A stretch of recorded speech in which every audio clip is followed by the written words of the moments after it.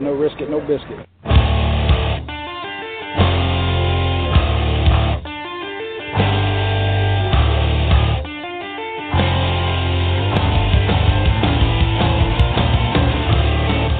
Coming from the Arizona desert, presented by SBNation.com. For Arizona Cardinals fans, by Arizona Cardinals fans, with outsider and insider's perspective, this is Revenge of the Birds.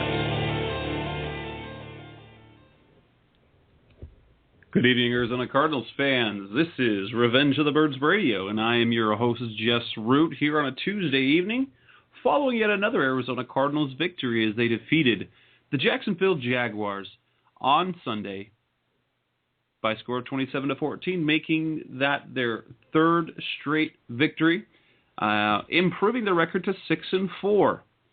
They've now completed a three-game stretch in which, after that loss to Seattle, where you looked at the schedule and said, look at those three games. They're very winnable. They kind of needed to win all three of them, and they did.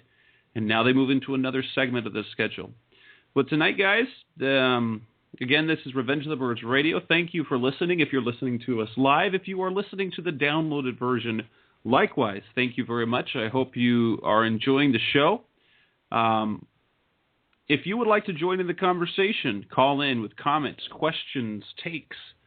Give us a call, 646-478-3787. That's 646-478-3787. We have a good show lined up for you guys tonight, as Seth Cox will join us on the line shortly, as we're going to go back over the game and talk a little bit about moving forward as the Arizona Cardinals officially are smack dab now as we enter Week 12 in the NFC playoff race. And we'll talk about that a little bit as kind of getting some play around the league, around the local airwaves as the Cardinals are finally, believe it or not, after years of struggle, have finally put themselves in a situation where they basically control their destiny. If they keep winning, they're in. As they have some key games down the stretch. It's by no means is this a sure thing. As they come up over the next several weeks, they are going to close the season out with their final 6 games. Looking at this week, they host the Indianapolis Colts. And by no means is that a cupcake game. And there's no guarantee. And while the Colts are not playing as well as they had been earlier in the season, Wayne, that is by no means a guaranteed win. Then they go on the road to Philadelphia. Then they have the Rams at home. They have Tennessee on the road. They have Seattle on the road, and will close out their season at home in Week 17 against the San Francisco 49ers, with whom the Cardinals are currently tied record-wise in the division. Naturally, 49ers have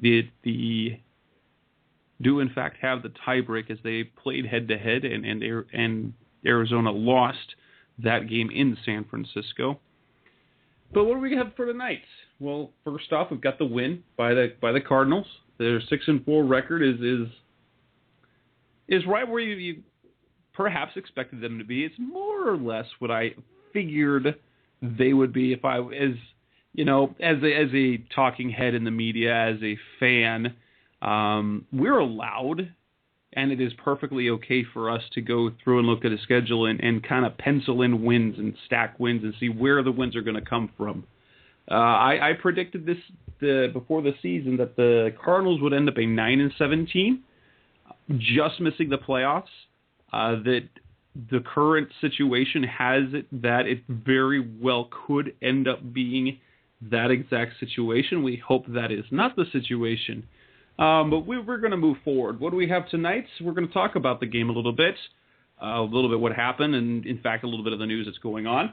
We're going to talk about, just how worried that first half was against the Jaguars when they came out and scored and actually had a lead for a little bit.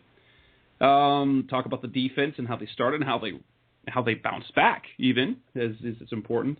And then kind of the man of the day of Sunday, which was Carson Palmer, who has been the butt of many jokes. And while he's been playing better than the quarterbacks we had here, he certainly has not been spectacular. However, you look over the last 3 games and you've got yourself a pretty solid play. We're going to talk about Michael Floyd's performance, his touchdown, his performance, and perhaps talk about his future as a number 1, perhaps. And then we'll get into that playoff talk. But first off, we have Seth Cox on the line, so we're going to welcome Seth to the show tonight. How are you doing tonight, buddy? I'm good, Jess. How are you? Doing great. Glad to have you on. It's going to be the 2 of us tonight. Ben, unfortunately, was unable to make the show tonight as he has other business he is attending to, so we wish him well, and we will welcome him back next week. Again, this is Revenge of the Birds Radio. You have Jess Root. I'm Jess Root, your host, along the line with Seth Cox, both from RevengeOfTheBirds.com, our SB Nation Arizona Cardinals site. If you would like to give us a call, talk about what's on your mind with the Arizona Cardinals, give us a call at 646-478-3787. If you're not near a telephone and you'd like to chime in, give us your thoughts, you can also find me on Twitter. Go ahead and send me a tweet at me at Senior Jess Root, or the site account at Revenge of Birds. And likewise, if you're listening to the show on the downloaded archived version and you've got something to say, of course, you can still send us a tweet. You can visit the website, RevengeOfTheBirds.com, and join in on the conversation. Sign up for a free account and become one of our members there on the site. One of the many members. Great community that we have there as we talk Arizona Cardinals, where there's great content daily about the going-ons of the team. We had a little bit of news today to start things off. As we know, Teddy Williams, if you followed what happened during the game, special teams guy and speedy receiver Teddy Williams, whom the Cardinals signed just a couple of weeks ago, he tore his Achilles during the game and was lost for the rest of the season. In fact, it kind of put the special teams play unit in a little bit in a bit of a situation, as both gunners on punt coverage ended up being out of the game. Williams being lost to the Achilles injury, and Justin Bethel after taking a hit on a block that was deemed illegal and flagged.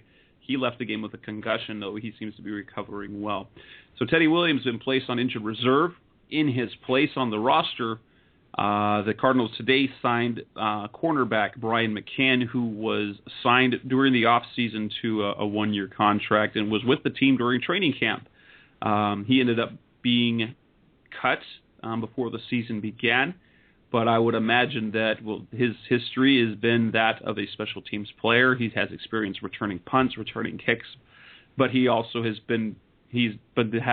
played a gunner role before. In fact, he played when if you were down in Glendale and saw him during training camp, that he was one of the guys that ran punt coverage as a gunner, not with the first group, but I believe was the second group with Tyrann Mathieu at the time. And so the Cardinals have a new member of the team, a guy that has already been with the team, so is a little bit familiar with the situation. There was one of the readers on the site actually suggested perhaps Jonathan Amaya would be back, and that was a good call. I thought perhaps that might be, as he is also a special teams guy. And as we get off to the start, we talk about the game that happened on Sunday. It didn't start out all that great for the Cardinals as they had the Jaguars. They started off, they had them stopped them on a 3rd down, then they're left with a 4th and 1.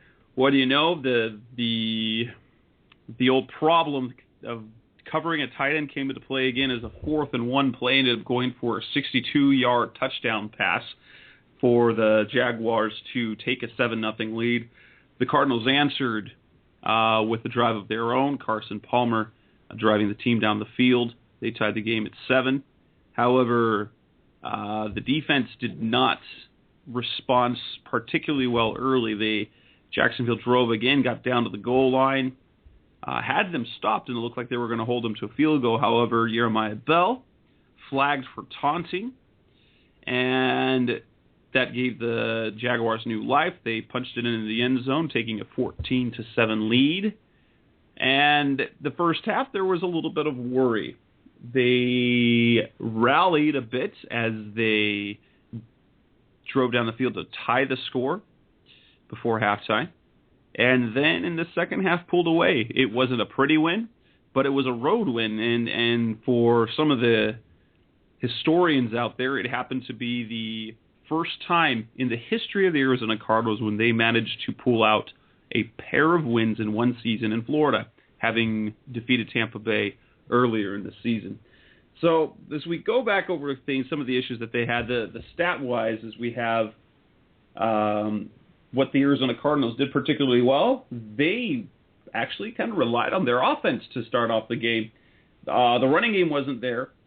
At final box score, they ran for a total of 14 yards, and all of those 14 yards came from Rashard Mendenhall. Andre Ellington carried 9 times for 3 yards. Rashard Mendenhall had 12 carries for 14 yards, and then Carson Palmer had the 3 kneel downs late in the game to close it out for the total of 14 yards. However, Carson Palmer had his finest day as a Cardinal at the first game. It took him 10 games. However, he did not throw an interception for the first time all season. He finished 30 of 42 for a total of 419 passing yards, 2 touchdowns, 1 to Michael Floyd, 1 to Larry Fitzgerald, and a passer rating of 119. He is currently up for voting. He is one of the candidates for the week, for basically the passer of the week, for the quarterback of the week.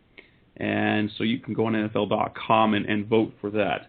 Receiving-wise, you had Michael Floyd, who had 6 catches for 193 yards and a touchdown, which was a 91-yard catch and run.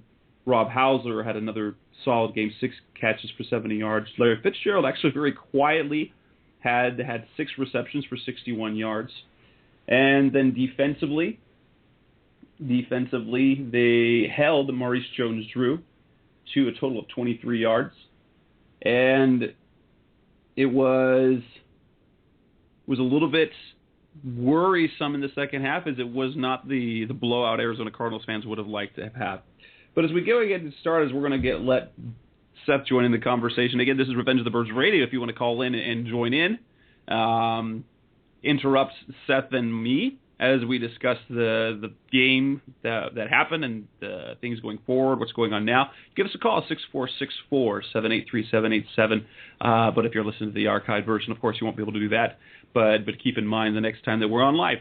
So, Seth, how worried were you in that first half with the way the Cardinals were playing? Did it look like a game that now you had going into the game, you had picked the Jaguars to win the game. How much of that, when you made that pick, was more about superstition and hoping for the Cardinals or win, or how much did you actually believe in that pick that you thought Jacksonville would come away with a victory? I didn't think that they had any chance, and you never want to say anything like that because it's anything can happen in the NFL, and we've seen it with the Cardinals when they were the Cardinals of old, and so you never want to say that. But I didn't think they had any chance. It was just Sean and I had the conversation, and they had a better record when I pick against them, so I just continued the trend and hoped for the best there. So when the touchdown, that early touchdown on 4th and 1, how worried were you, especially when Jacksonville took that 7-0 lead and then a 14-7 lead? How much did you go from there's no way the Cardinals can lose this game to, oh crap? Did that happen to you at all in the first half? Because it certainly did for me. More of a concern for me in the first half was the defense and the inability to get stops against maybe the worst offensive unit in the NFL.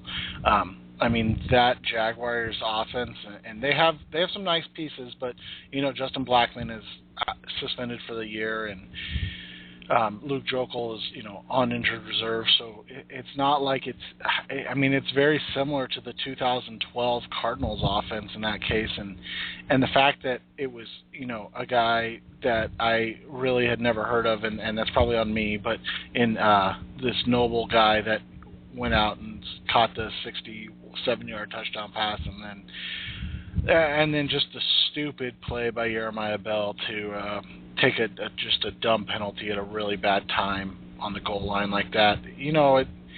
It wasn't so much concern as it was,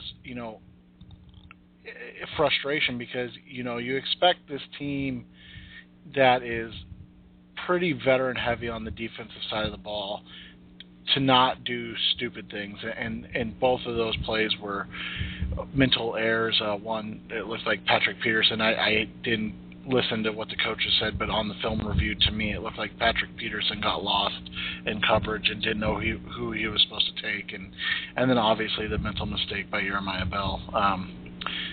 It's just more frustrating to me that team, even at 5-4 before the game started, that they believed that they were good enough just to show up on the field and win, and that was more troubling to me than any of the actual play. And now on that play on the touchdown, I don't know if I haven't gone back and looked back on film, but when they showed on the television, it looked like perhaps, whether it was Peterson, I don't know, but Tyrann Mathieu and Carlos Dansby ended up running after the same guy coming out of the backfield to covers. So at least initially, to me, it looked like Mathieu probably should have picked up the tight end, and Peterson was left, and he was the one that looked lost because, whoops. Honestly, I was surprised that it didn't surprise me that happened, but it kind of was the old bugaboo again. As I was on NFL Network today, they were talking about fantasy football, and the Cardinals have by far been the worst team against tight ends. So any fantasy football people out there, stats say, hey, start Coby Fleener this weekend. The Cardinals have given up the most points to tight ends in the entire league. I was honestly surprised that Mercedes Lewis didn't perform a little bit better, because he's that type of player that would put up some numbers. He's been one of those players that's had some production and hasn't fully done what he was expected, kind of a Rob Hausler type in his career, an unfulfilled potential. Well, at least we're starting to see that now. Personally, when I saw the first half, I was like, oh boy. I didn't think that the Cardinals would end up losing, but I was certainly worried there for a while. I felt that probably would come back, and it wouldn't take much to squish the Jaguars. It could take a bad play here or there for them to kind of pack up shop and go home. Especially with the way the defense tends to come out after in the second half, or how they respond to things. That's one theme that's been, and one of the things we're actually going to talk about is the defense, for some reason, doesn't come out usually with the same intensity and the same effectiveness as they do until they get there. I guess they get punched in the take a fist to the face where they jaw and their mouth gets bloodied a little bit, and then they realize, oh, I've got to do something. So I was worried. It certainly put me uneasy. I didn't think they were going to lose, but I was certainly uneasy. Talking about the defense, what do you think it is about this defense? Now, aside from the game against Houston, where they made the impact play on that first play from scrimmage with the John Abraham sack and forced fumble with the Shaughnessy touchdown, the defense really has been a case of things happening and then reacting and doing really well, making incredible adjustments after that. What do you think of the defense? What do you think the reason is why they don't tend to come out stronger at the beginning of games? I went back and I've watched a couple games. I watch every game afterwards, but I went back this weekend and actually watched a couple games. And one of the things I kind of noticed was that I feel like Bowles isn't as aggressive when the game begins as he is as the game is going on. I think he really lets the game come to him first, so to speak, and then makes adjustments in that case, and then gets kind of his game plan rolling, as opposed to kind of coming out and forcing the offensive team or the offense's hand for the other team, and then allowing them to go back in and kind of scheme for the rest of the game. I feel like he does almost the opposite, where they play a lot of base, they play a lot of more traditional coverages and things like that, and then as the game starts to go along and he figures out kind of what the offense is doing, then he begins to put those exotic looks in on the back end and bring pressure from different angles and do things like that. So whereas Ray Horton was more aggressive at the front end of the defense, I think Todd Bowles is more aggressive typically on the back end of a game, and after he feels comfortable that he's got a beat on what the teams are doing. And personally, I kind of like that philosophy, except I wish they would come out and be able to be more effective at the start. But their adjustments have been fantastic. Looking here, this is the third time this season that the Cardinals have held an opponent scoreless in the second half. The only other teams to do that this season are Kansas City, Carolina, and Pittsburgh. Now, Pittsburgh always has the reputation of a very good defense. They haven't had the great season. However, you look, Kansas City, they've had one heck of a season. In Carolina, who last lost when they lost the Cardinals back in October, at the beginning of October, the hottest team in the league right now. Granted, against these teams, the teams that they did it against haven't been exactly world beaters, because one was the Jaguars, one was the Buccaneers. But, I mean, you look at it, this is a team that really adjusts well. And when they realize what they need to do, they just clamp it down, and that's it. If they look at Jacksonville's second half possessions,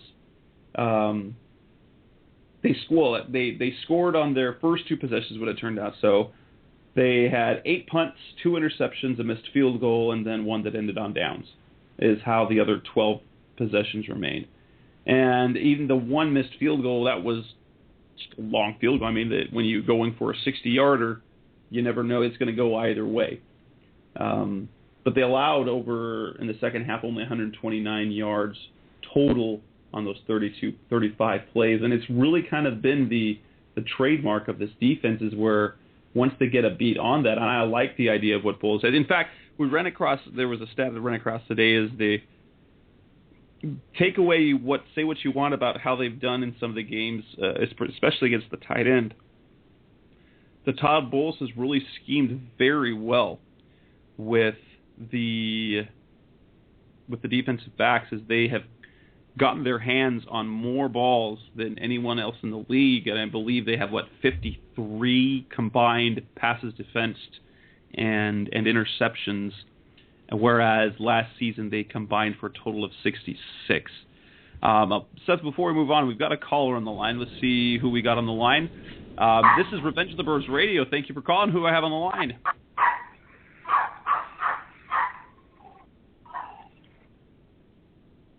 Hello, thanks for calling Revenge of the Birds Radio. Who I got on the line tonight? You're talking to Jess and Seth.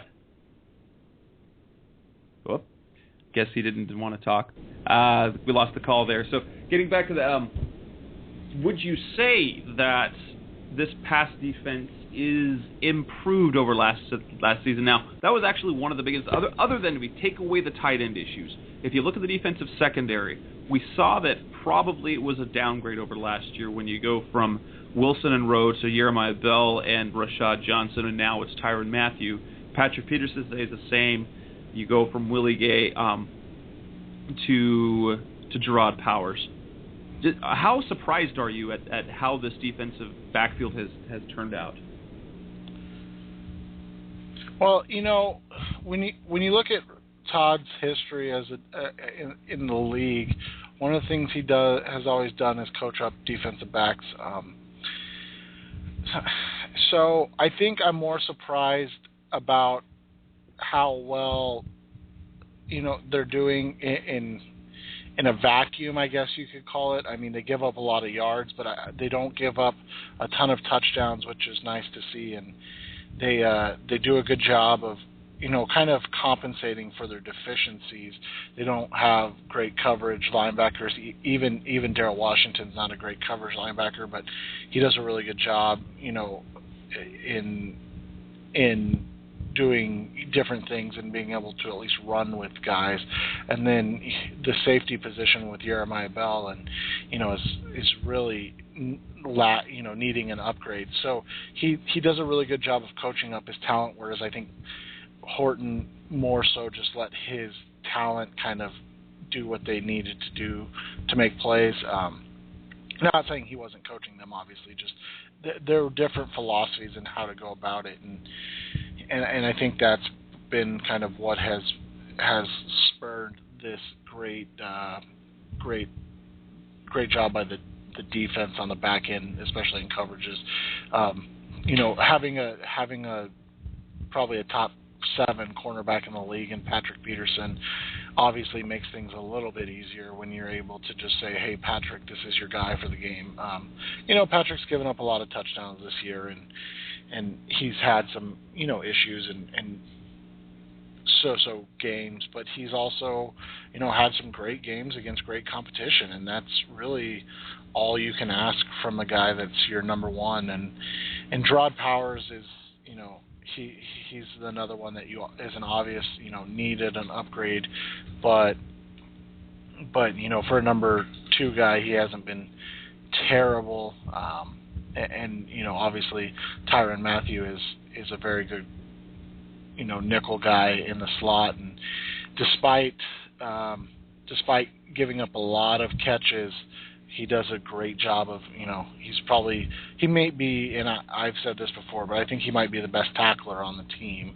And so he's, it's a really eclectic group talent-wise, and they do a really good job of playing to all the people's, all the player strengths and not scheming their guys into problems like maybe we saw last year with Horton and William Gay or Adrian Wilson at times. We have a caller. Looks like the same guy's trying to call in, so let's get him on the line, see what he's got to say. You were on the air. It's Revenge of the Ridge Radio. You're talking to Jess and Seth. Who I have on the line tonight? Hello. Yes, hello. How are you? Oh, pretty good. How are you guys? Doing pretty well. What's on your mind tonight, man? No, I'm just wondering, how do you guys see the offense playing against the Colts this week on Sunday? Especially how Carson Palmer is playing pretty decent in the last 3 games, only throwing two interceptions on the Falcons and Texans. All right, well, we'll take it from there. That's actually what we're going to be talking about next, and it's talking about the play of Carson Palmer. So he's now, over those last 3 games, 6 touchdowns, 2 interceptions, including the 0 interceptions that he threw against the Jags.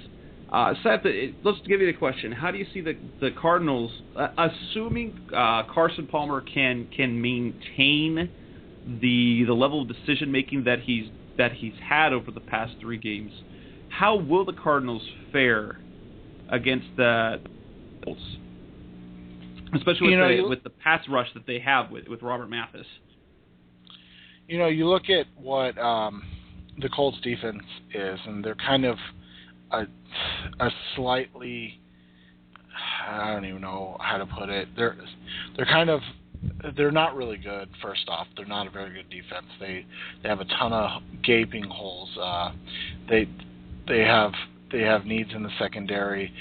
You can definitely take advantage of them in the passing game, but they're even worse against the run. They're ranked 25th by Football Outsiders, versus the run, and they've struggled. What they do is they kind of, they're kind of a mini Detroit team in the sense that they just outscore people, but they don't have the defensive line of a Detroit or anybody like that. So what it's going to come down to for Palmer is again not keeping the mistakes to a minimum. I wasn't despite the win, I was not completely thrilled with Arians' game plan, and far be it from me to question a coach and what he's doing. I just don't like giving a guy like Carson Palmer 42 passing attempts. That's just not something that I'm in favor of. So that was weird to watch for me. But Palmer came through against the worst pass defense in the NFL, if that's, if I guess that's what the scheme was. They're the, like I said, the Jaguars were the worst defense in the NFL against the pass. So if you're going to get your passing game kind of on track, so to speak, that would this was obviously the week to do it. And I think it's going to carry over. I don't know necessarily if they're going to be as successful because the Colts are a slight upgrade, but it'll be interesting. Outside of Mathis, they have some players, but they don't have a ton of players that you look at and go, wow, we need to scheme for this guy. Wow, we need to watch out for this guy. And they're similar to the Jaguars in that way, except for they do have Mathis, who is a one-man wrecking crew as a pass rusher. And looking at it myself, looking up and down that roster, now they do have some talent. It's kind of there's a whole bunch of talent back there that's been not fulfilled completely. You've got Greg Toller at cornerback, who has looked, at least when he was the Cardinals, looked great, but then we get hurt. You've got Laurent Landry, who's kind of in the defensive backfield, kind of your poster child for talent that hasn't quite gotten its L there. But yeah, they've got a scrappy group of defenders back there, and I really like the fact that Carson's been playing better, and he played against the defense, the worst defense in the NFL when it came to passing.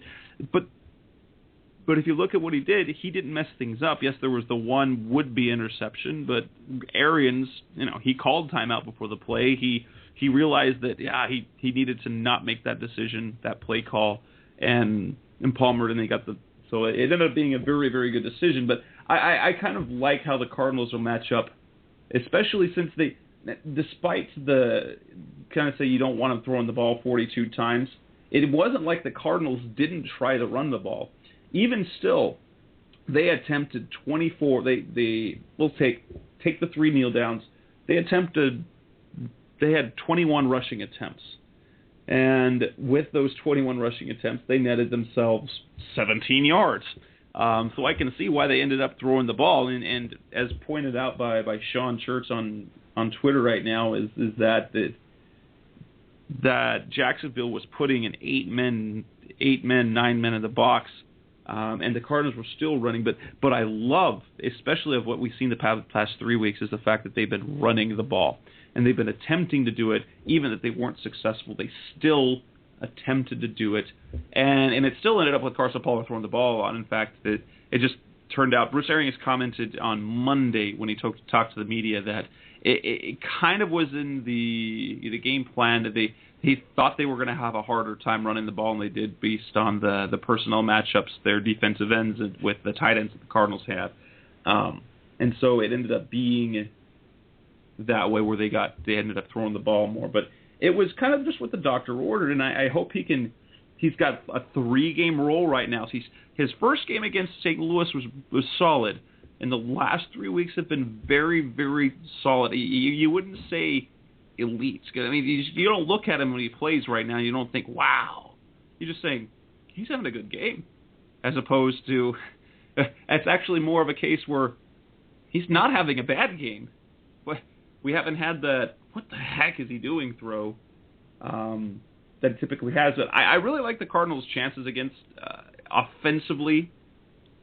Like, just because they think they play well at home. They put up 27 points the last 3 games, so there's something going on right there. I don't know if that answered your question. What was your name on the line there tonight? Sergio Pignon. Yeah, thanks for calling it. Does that answer your question, or did you have a take? Well, what do you think is going to happen with the Colts this weekend, at least offensively, with the Cardinals? Offensively, I think they'll be good if they just keep the passing and rushing balance like they did with the Falcons and Texans. If they could pull that off with Palmer not throwing that much throws, then I think they could pull it off.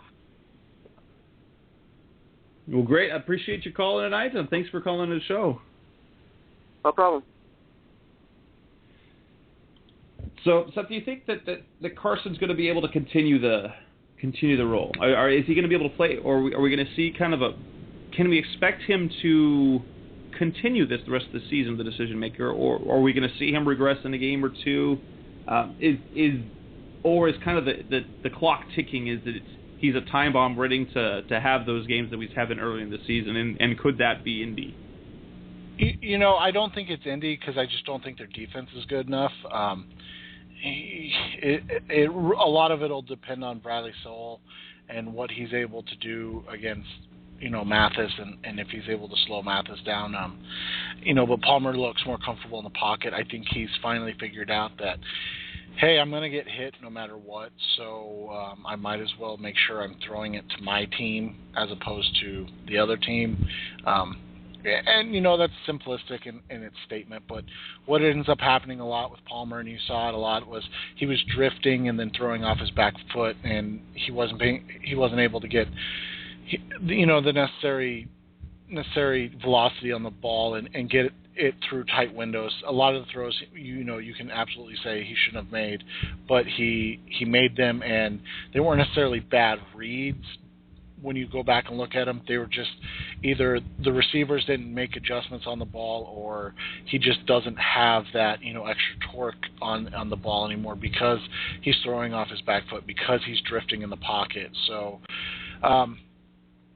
again, you would like to think that the offensive line will be able to hold up against a decent but not really scary Colts pass rush, but you look at what they did against the Jaguars, and while they had a good game for their terms, they still gave up 2 sacks and 4 additional quarterback hits against maybe the worst pass rushing team in the NFL.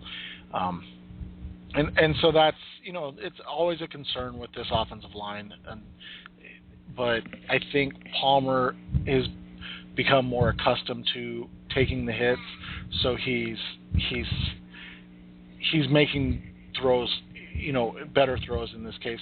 And again, one of the things that we've talked about before, they're cutting down on the deep passes. Now, they did take 7 shots this week of 20 plus yards, which was different than weeks before, but that was also in 42 pass attempts. So that was about the same percentage as what they were throwing in the 2 games previous. So they were definitely working the intermediate routes a little more. They had 12 attempts there.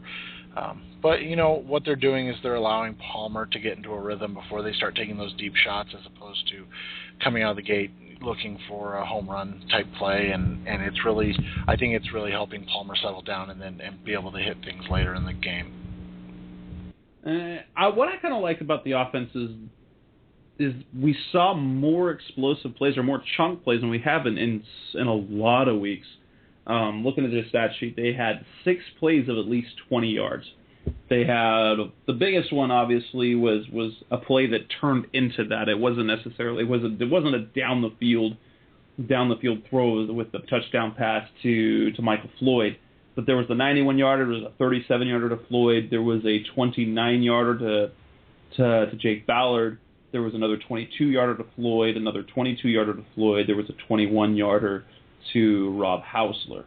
And I was going back over the other games, and against Houston, they only have 3 plays of at least 20 yards. Against Atlanta, they had 4 plays of at least 20 yards. Against Seattle, not a single one, which can kind of tell you why they lost that game. Now, against San Francisco, they had 2. They had 2 plays against San Francisco. Against Carolina, they had 3. And against Tampa Bay happened to be actually their best game in terms of chunk plays. They had 7 plays of 20 yards or more, but that was back early in the season when they would just stall after that. They had a 1 of 20, a 21, a 22, a 23, a 25, a 27, and a 29-yarder against Tampa.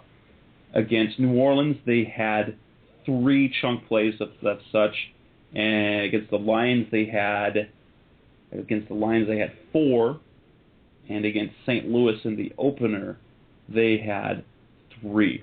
And so that, for me, that was actually perhaps one of the biggest things. And aside from the 91-yarder, which was how the league charted was a pass short middle, all 6 of the other throws, well, actually 4 of the other 5 throws were considered deep throws, which was nice to see. They're probably more of the intermediate routes, but we're seeing them kind of stretch that. And for me, I want to see more than anything. I want to see not so much. I don't care as much about those big deep plays. I like to see effectiveness in the intermediate game, because those.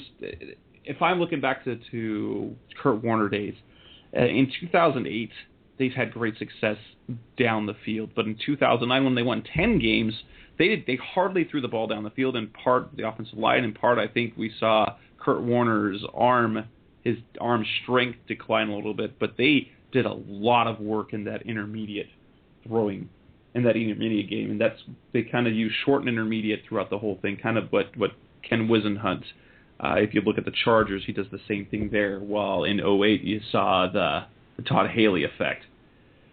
And I like what Carson Palmer is doing, and I'm happy that he's proving me. I don't know. When the trade first went down, I was not thrilled about it, because if there's one thing that I have been convinced of, and it's his track record of, hey, he's put up some gaudy numbers, but he hasn't won games. And kind of quarterback, you have to win games while putting up at least decent numbers, and he hasn't done that. And Palmer was the reason, well, he and Floyd were the reason why the Cardinals won. And that's when the defense wasn't playing well early on, Palmer kept them in the game, and the defense clamped down, and then they did it. Moving on from that, talking about from Palmer to Floyd. Floyd had himself a career game. 6 catches, 193 yards, that 91-yard touchdown. That was really a thing of beauty, because he made the catch, and then he wasn't that one-trick pony, or just, hey, he went up, got the ball, and then came down. He ran, he shaped tacklers, and that it wasn't quite Anquan Bolden against the 49ers, but it was really cool to see. And it leads me to think, especially the way that Larry Fitzgerald has played this season, or kind of been there. And yeah, he had some decent numbers, 6 catches, 61 yards. It's not bad. But is Michael Floyd ready to become the Cardinals' number 1 receiver? What do you think? Is that what's on the horizon? And is it in the near future? Well, I think in general, and I've been outspoken against the pick from kind of the jump in terms of the position, not the player that they took. And I have nothing against Floyd. I've always thought he was a nice player.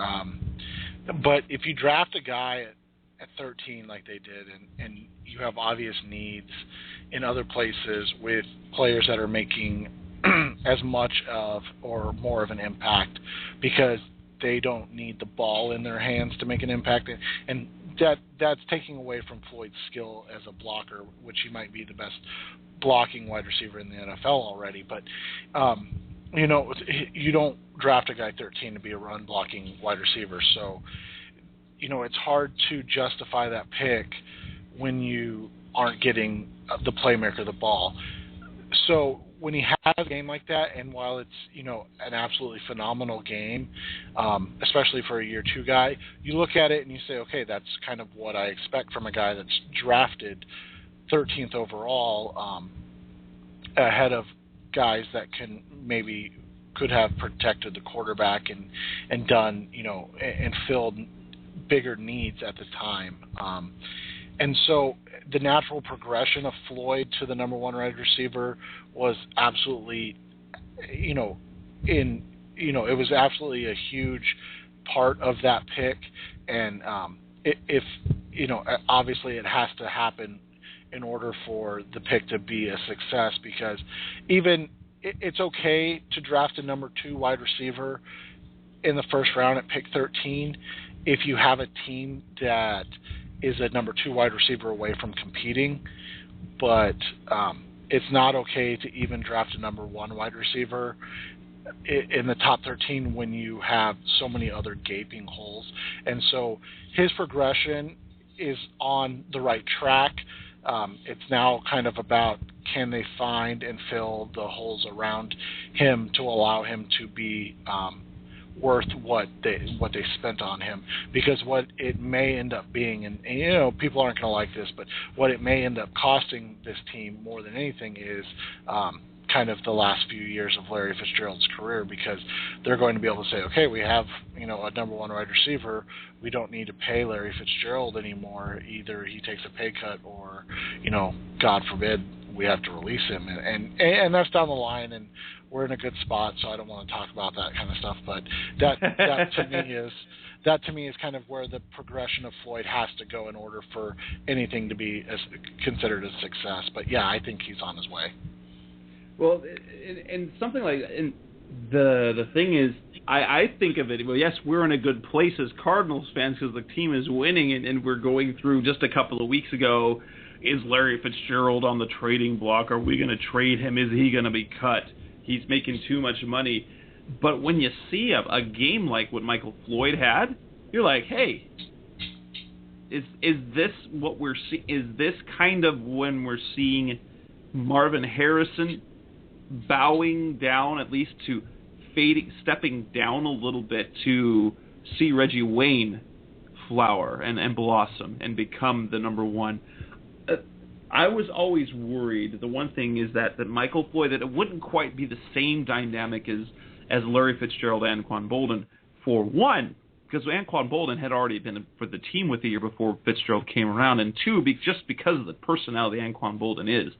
It's the toughest, meanest, most competitive player you're ever going to meet. Extremely proud man. And Floyd, being a wide receiver, he's still a very soft-spoken. He goes about his business. He works hard. But the thing that's different is he doesn't have that outward fire that Anquan Boldin. So it wasn't going to be a case of he's number 2. He was insulted that he was considered number 2. He was 1A, 1B. So you had 2 number 1s. With Michael Floyd in the mix, with Fitz around, was he ever going to become the same type of impact player that Anquan Boldin was? That was the question. And then the next question is, if Floyd can do this, can he and Larry Fitzgerald coexist in that passing offense? Or will it cost us Fitz? We could talk about that another time, but I find that dynamic interesting. Is Fitz ready to, as much as he plays for team, and he does, because he says everything, he does everything based on team, he does care about his legacy. Will he be willing to be a number 2 guy on a team that he's the only team he's ever played with? On a separate note, what I really like, and I think with the performance that we've seen from Floyd this week and Rob Hauser the past 2, I think it is actually has more to do. It's the reason, rather than the individual players coming out, is we have more reason as Arizona Cardinals fans to be hopeful and excited for the next 6 weeks. Because as we saw with Ray Horton's defense in 2011, it took about half the season and things started to click. I think that's what's happening with this Arizona offense, is that all offseason, what did everyone talk about? Michael Floyd, Rob Hauser. They're going to break out. They're going to have breakout seasons. They're going to put up mad numbers. The first half of the season, Floyd was doing all right. Rob Hauser absolutely invisible. But what have we seen the last 2 weeks? We saw Michael Floyd put up a monster game. We saw Rob Hauser put up 2 very good games. And Larry Fitzgerald had okay numbers. I think we're at the point where the Arizona Cardinals offense is finally clicking. And no longer, I don't think we're going to see, while it might not be consistent all the time, we put up 27 points the last 3 weeks. It's no longer inept. And if I'm an Arizona Cardinal, and I am, that's what has me the most excited, because the defense is playing well, but the offense, my goodness, it's come around. Do you see it that way? Do you see that the offense has come around, and that is why we're seeing Floyd and Hauser put up the numbers that they have the past couple of weeks?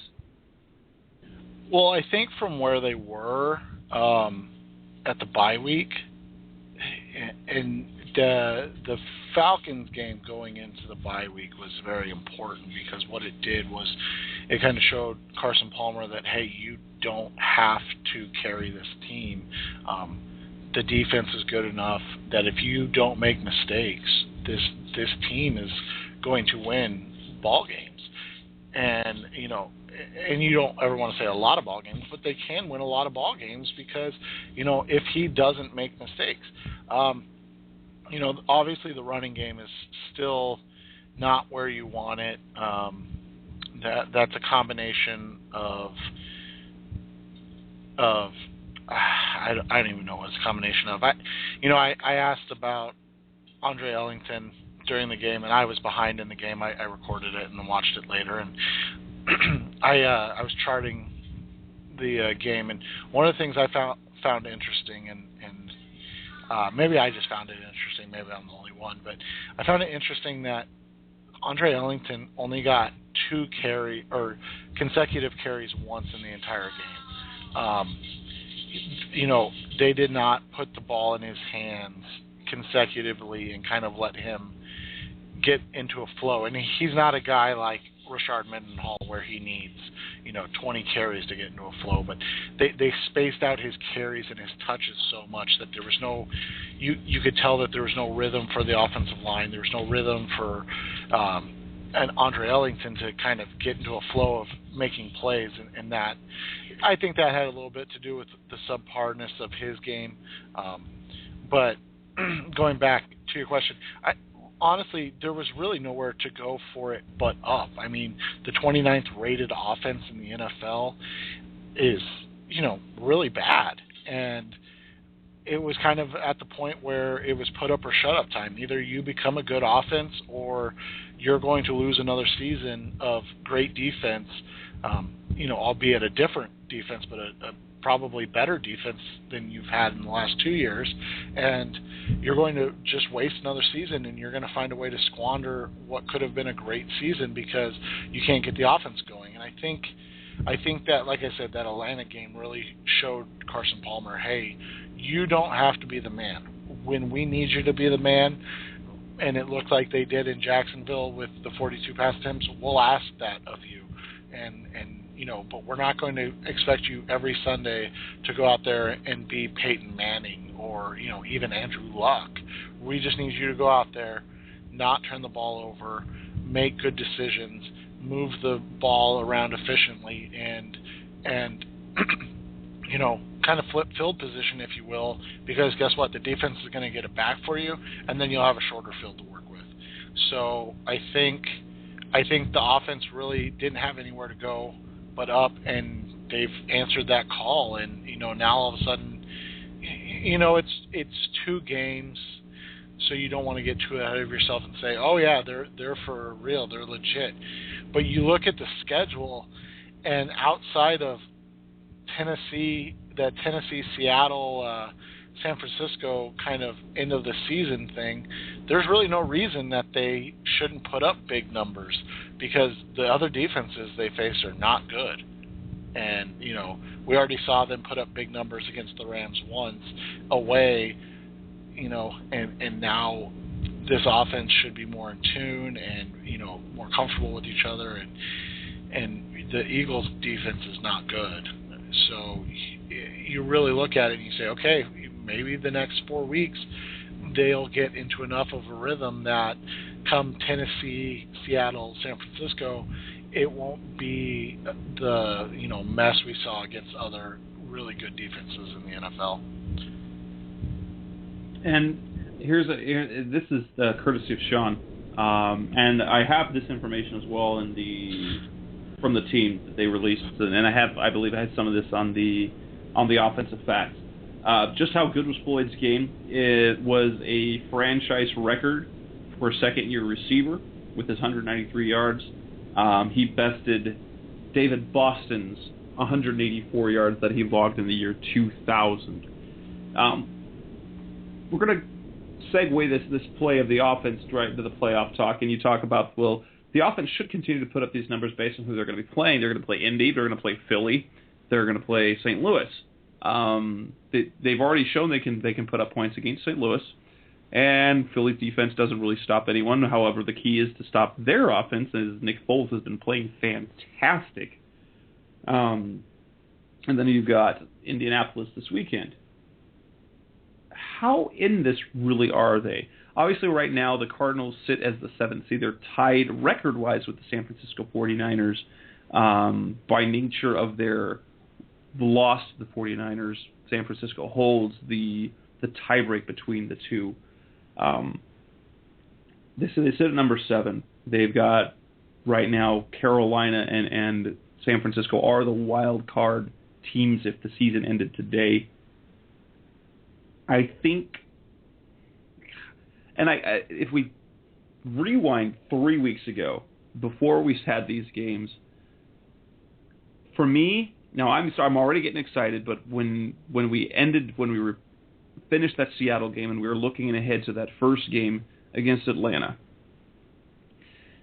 to consider them in the playoff race or to make are these pretenders, are they contenders, what did they have to do to prove yourself to them? I said really 3-1 was the minimum, but really they needed to go 4-0. And I'm going to kind of stick to that. Against Indianapolis, unless they beat Indianapolis this weekekend, well, if they beat Indianapolis, then I'm going to be all right, this team is really in the mix. They don't beat Indianapolis. They made their road really difficult. I personally believe I had this game as a loss. Looking back before the season started, I had this game as a loss, and I have them winning in Philadelphia.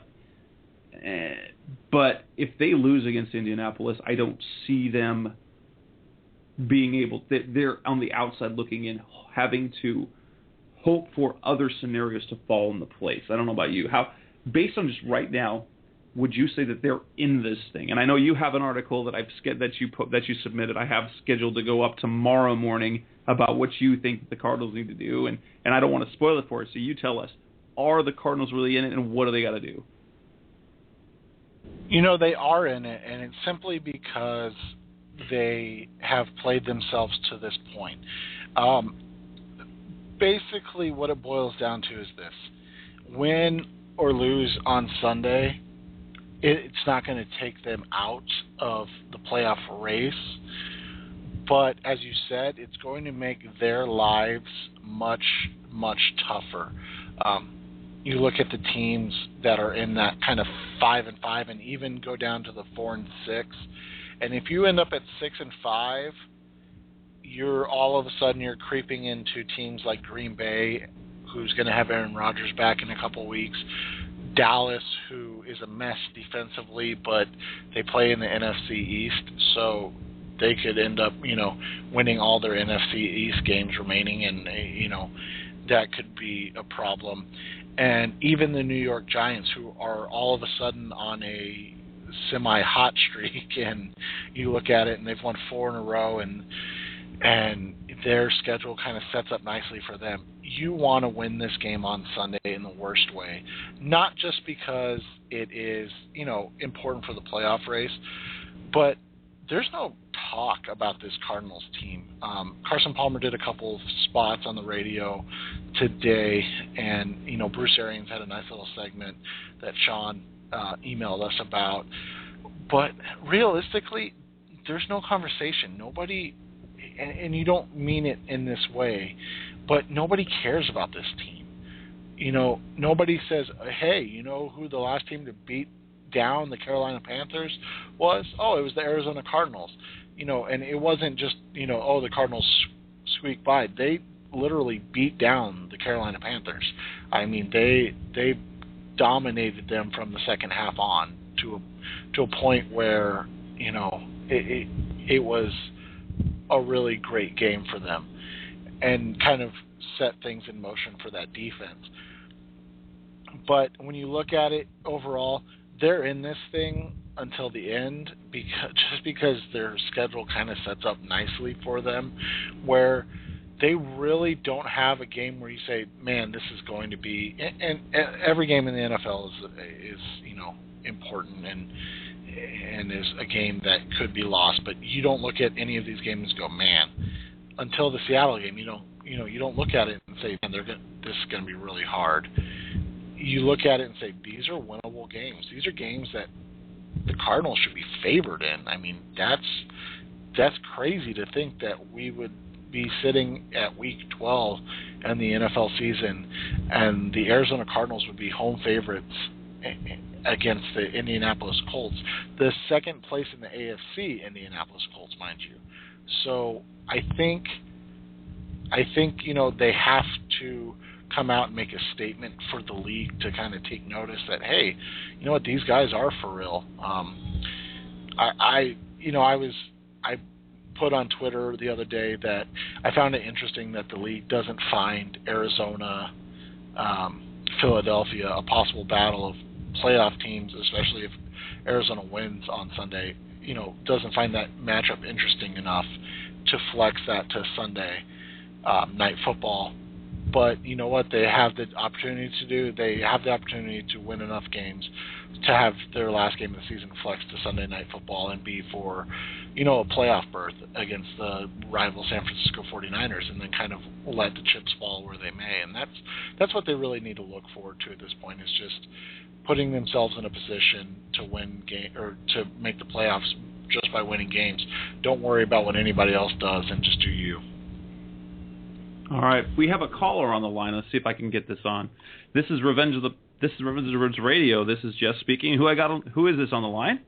Hey, what's up? It's Elwood, and I'm calling from Indianapolis, Indiana, home of the Colts. Oh, you're up late tonight. Thanks for calling in, Elwood. No, I just got off work, and I thought, I got to hear what these birds are saying. Hey, I don't think the season's over for the Cards if they can't beat the Colts. But, they're not going to beat the Colts. But I don't think you guys should write that off and say you're done. Bruce Arians is a genius. I love that guy. I don't blame him for taking the shiny brass ring when they offered it, but this guy's going to get you places. I don't think, they're not going to stop Andrew Luck and the Colts, but I wouldn't write off your season. This is the most relevant you guys have been in a long time. You guys should be proud. That was a genius move getting Arian out there, and I think your team's got some potential. I wouldn't put too much stock in Sunday's game. This is the Colts we're talking about. They took down Peyton Manning in his own house. And as long as they don't have a brain fart like when they played the Rams, this team is tough to beat. Andrew Luck's the next big thing. He's the next Peyton Manning. I said it's like we chopped off Peyton Manning's head and Andrew Luck's popped up. It's the darndest thing I've ever seen. The only difference is I was in the Hoosier Dome the sophomore year Peyton was here, and he didn't look this good. So, yeah, I look for the Colts to win easy Sunday, but I don't write that Cards off. The only problem is your Philadelphia game's going to be more trouble than I thought, because we were joking around the Battle of the Birds. Arizona's going to kick some butt. But I tell you what, this Nick Foles kid is good, and I think he may give him some fits. I don't think anyone took Nick Foles seriously because he doesn't look like a quarterback. But he turned out to be pretty good. So, actually, that's a game I wasn't too interested in. Now I'm really looking forward to. So. Well, I would appreciate the call. That great insight coming from a guy from Indianapolis. Not a problem. And I wish the game was here. So I hope you guys go. It's ain't nothing like a Colts game. Good stuff. All right. Thank you, sir. So, go Blue. Well, I'm not going to quite say go blue, but because I'm definitely going go red. He is right in the fact that the season isn't over, and I think we both have been saying that. You've said it, I said it. It's just going to make their playoff lives very difficult, and the narrative that we want to, as fans, we want to see being written in the media. We don't want that narrative to be the same thing as 2008, the worst playoff team in the history of the game. and when we have a home game against a big team, those are games that we have to win. Well, and one of the things in that is, you said right, you don't want people to write about the narrative that this is the worst playoff team ever. But the other thing you do want is you just want somebody to write something about this team. You don't want to have to go to a team-specific site like Revenge of the Birds or like Sean at Bleacher Report or Arizona Sports, and to get all your Cardinals information. And trust me, we love your hits, we love your coming to us. But you know what? We want you to not have to seek out Cardinals information on just team-specific sites to get any information about the Cardinals, and that's really what they're fighting for at this point. They're fighting for relevance in a league where you're only relevant if you are in a big market or you win. The Cardinals are never going to be in that first category. Arizona, despite the population and the landscape, is not a big sports market. It is not a great sports market at all. But you know what? If you win games, you're relevant, and people have to stand up and take notice of what you're doing. And you don't like we both said, it's not over if they lose on Sunday. It's just going to make it much harder. But you know what? Nobody's going to talk about you. Nobody's going to talk about you again until you're knocking on the doorstep of the playoffs. And if you lose on Sunday, it's going to be the Colts won a game they should have won. We don't understand why they weren't favored, and everybody expected this, and that's what you want to fight, and that's what you want to get away from. You want to be relevant in this league, and the Cardinals are on the cusp of that nationally. I mean, obviously they're relevant here and to us. I mean, we do all this writing and a weekly show for because we love the Cardinals, but it would be nice if people stood up and paid attention to this team, and it wasn't just because they were diehard fans, the 20,000 of us diehard fans that there are. So bottom line, coming to this weekend now, I'm trying to get some details hammered out so that I can get either somebody from Stampede Blue over our SB Nation Colts blog. I can bring them on. I haven't had that show, my Thursday night show, for a couple of weeks, and I've been missing that. So you've been missing out on some great interviews. Haven't been able to nail that down. But bottom line, if this is the last time we hear about Cardinals Colts before we return next Tuesday night on Revenge of the Birds Radio, so Seth, prediction time. What do you think the Cardinals do? Do you think they win? What score? Do they continue the narrative, or do they fade away into forgetfulness around the league of irrelevance? I think in the end what it's going to come down to is there are a couple things. It's going to be about Carson Palmer's ability to limit turnovers still. He's on a nice little streak that everybody's been pointing out for 3 games. Unfortunately, 3 games does not a season make, so he's got to continue that, and it's going to also come down to stopping T.Y. Hilton in the big play of the Colts offense. The Cardinals defense has been, has given up some big plays lately, and that's one of the things that needs to be limited. The other thing that I was actually going to write about this week for the game is how big of a factor will T.Y. Hilton be in the return game without their best special teamer in Justin Bethel? I don't know if he's going to play. I'm waiting to write this article just in case, he does get healthier. But a concussion, you really are likely just to miss the next game, especially with the savage hit he took. So, how much of a factor is T.Y. Hilton going to be in the return game? Are they going to be able to stop them? It's Tuesday. A lot of things are going to change between now and Sunday, but I think this is a winnable game for the Cardinals, and I think that they can come out on top. I'm not going to pick them because then I'm going to jinx it, but I really do think this is a winnable game just because this is the type of matchup they need against a bad defense where their offense can continue to get on track and ready to roll. And I'm going to go a little bit further than that. I equate this game very much to that 2007 game that the Cardinals hosted against the Steelers in Ken Wisenhunt's first year, and they came away with a win. And there's something to that recency and that familiarity with a coach that just left, who kind of knows the trade secrets and is emotionally fired up. The players are fired up for their coach, and you add into the mix that the Cardinals are relevant right now. They're in the playoff mix. They're going to come out. And truth be told, the Colts are not the same team without Reggie Wayne, as the play against the Rams showed. In fact, you saw even the game against the Texans. They were getting their pants beat off against Houston, and they came back with that second half magic with Andrew Luck time. I think the Cardinals are going to do to Indianapolis what they did in 2007 to the Steelers, and I'm expecting. I not only hope, I will be at this point. That's what I feel they need to do, and I think they will. I think they're going to put 30-plus points on the board. I think they're going to win by 9 or 10 points, probably. I think by a pretty good margin. And we're going to hear Cardinals fans going crazy. We're going to see the bandwagon start back up. We will be back on Revenge of the Birds Radio, guaranteed next Tuesday night, as we always are. If I can get arrangements set up to talk to Bradley Wells or one of the other staff writers over there at StampedeBlue.com, I will have that up for you on Thursday night. In the meantime, this is Jess Root. You've been listening to me and my co-host Seth Cox on Revenge of the Birds Radio.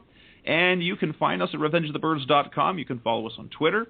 You can download the episodes archived at iTunes, Stitcher Radio, or at blogtalkradio.com/RevengeOfTheBirds.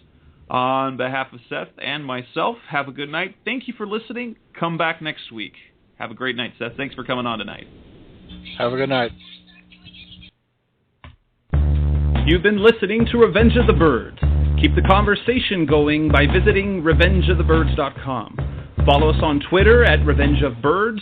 You can also find us on iTunes at Facebook.com/Revenge of the Birds.